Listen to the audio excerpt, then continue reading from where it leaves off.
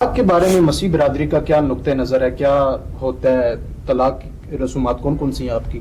اس میں بھی کوئی مشکلات آتی ہیں؟ جیسے اس میں 3 سنڈے آپ کی جو ہے وہ جانچ پڑتال کی جاتی ہے، اس طرح کا کچھ ہے؟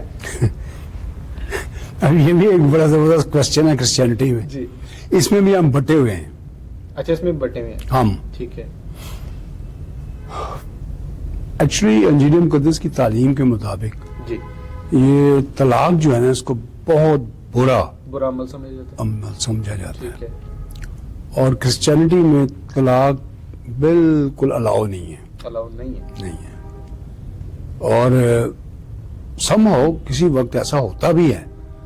اب اس میں کچھ چرچز ہم پھنسے ہوئے ہیں کہ بیبلیکل پوائنٹ آف ویو سے ایک چیز راستہ بند کر دیا گیا ہے، لیکن فزیکلی ہم دیکھتے ہیں پھر اس میں قباحتیں بہت آتی ہیں. ٹھیک ہے.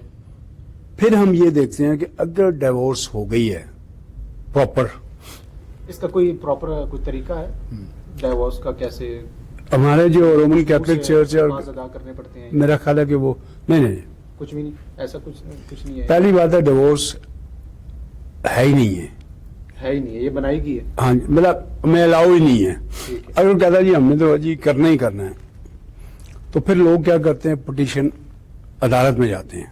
ٹھیک ہے. عدالت کے ذریعے. عدالت کے ذریعے اگر ڈگری آئے، پراپر لیگل ڈاکومنٹس آئیں، ٹھیک ہے. تو پھر کچھ چرچز ہیں جو پھر نکاح کرتے ہیں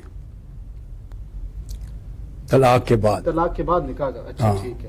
ادروائز ایسا نہیں. اور ہمارے کرسچینٹی میں ایک بیوی ایک بیوی کا شوہر ہونا جو ہے نا وہ یہ ہے. ٹھیک ہے.